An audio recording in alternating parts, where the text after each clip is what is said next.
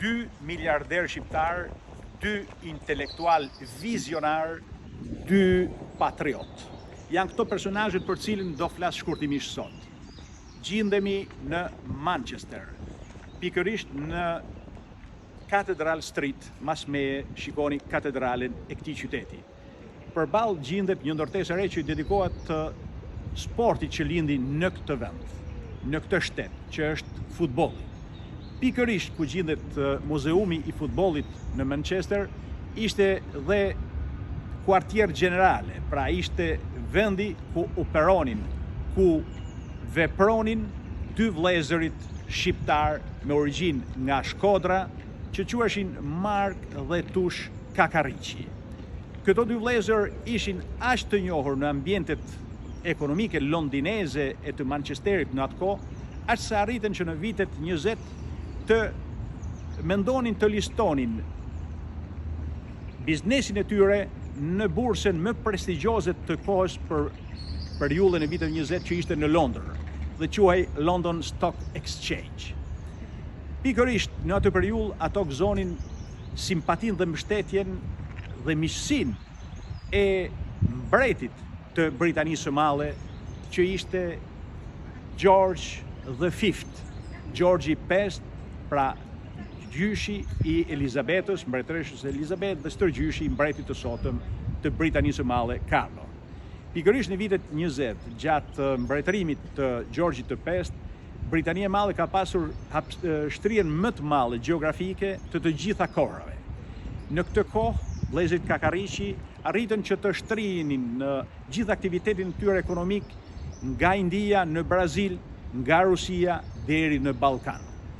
Aq sa gjatë periudhës së luftës civile mes bolshevikëve dhe menshevikëve në Rusinë atëhershme, Rusinë cariste të atëhershme, ai u arrestua në portin e Shën Pjeterburgut për veprimtari antikomuniste, u akuzua nga qeveria re leniniste që kishte marrur fuqinë, pasi ai kishte sjellur gjithë ushqimet në atë kohë që ishin në periudhën e karestisë që të Rusisë që dilte nga lufta e gjatë civile. Pikërisht ai kishte sjell drith në Bashkimin Sovjetik të sapo lindur dhe u akuzua për antikomunizëm dhe për trallti dhe rrezikoi pushkatimin.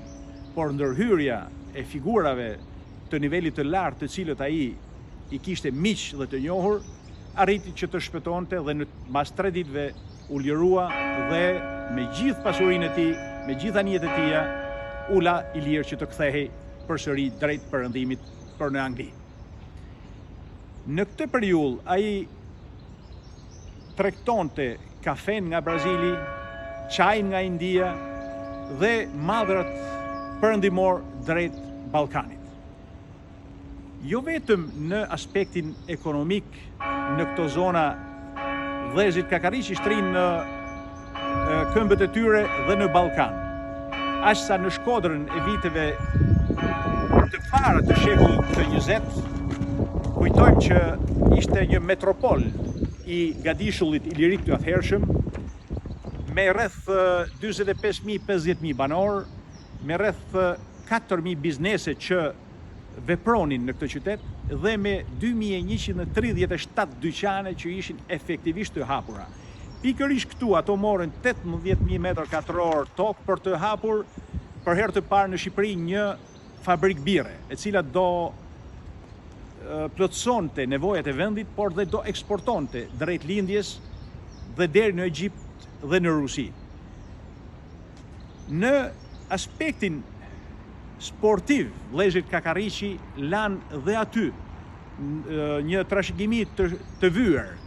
Ato ishin miq të një shqiptari tjetër që kishte themeluar pak kohë më parë skuadrën e Inter Milano të futbollit dhe në miqësimet e duke shfrytzuar dhe ekspertizën e tij arritën që të themelonin në Shkodër skuadrën e parë të futbollit shqiptare, klubin Vllaznia. Pikërisht vllai i vogël, njëri prej tyre, vllai i vogël Tush Kakariçi, u bë dhe presidenti i parë i klubit Vllaznia.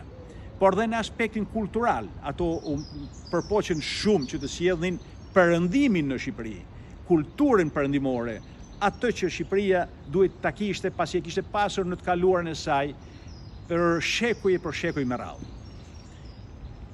Por sollën në vitet 20-30 në Shqipëri vepra të Canovës, sollën vepra të Rembrandtit, sollën në Shqipëri dhe trupën e teatrit të Scala di Milano.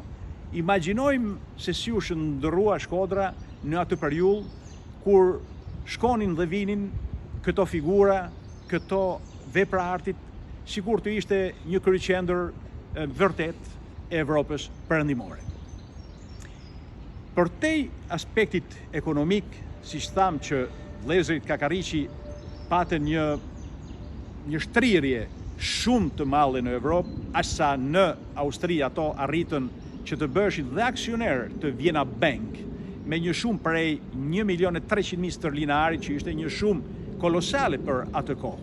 Arritën pra që të hynin përderi dhe në London Stock Exchange, por ato patën dhe atë pjesën më poetike të qenies së tyre, pjesën e adhëtarisë.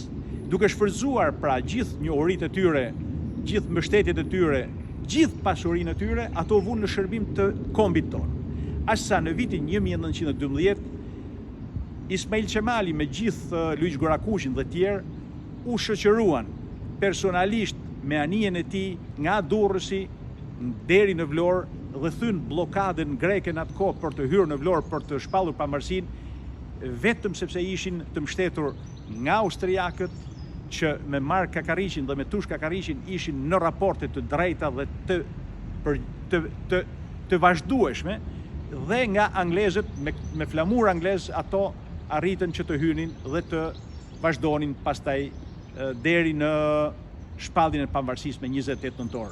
Pikërisht telegrami që u shpërdau gjithë kancelarive evropiane lajmin që Shqipëria shpallej e pavarur dhe shpallte pavarësinë e saj, u përpilua në shumë gjuhë të huaja vetë me dorën e tij nga Mark Kakariqi. Por dhe në vitin 1913, Mark Kakariqi ishte organizator i konferencës së Triestes, e cila u kundërvu me gjithë mjetet e asaj ndarje të territorëve shqiptare që po sankcionohej në konferencën e Londrës.